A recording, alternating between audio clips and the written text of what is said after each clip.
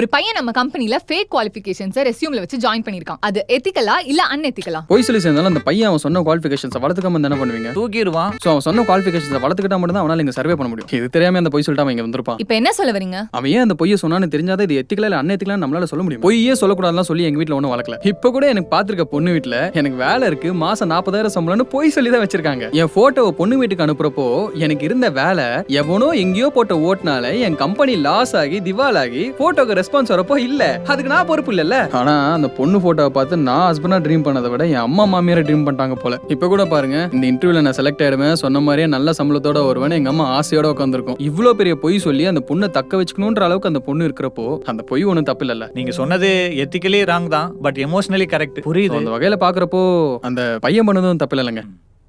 Ma'am ma'am ethical தான். அப்ப எனக்கு ஜாப் கன்ஃபார்மா? யா கன்ஃபார்ம். இதோட ஃபுல் வீடியோ பார்க்க ஹேண்டில் கீழ இருக்கிற ப்ளே பட்டனை கிளிக் பண்ணி பாருங்க.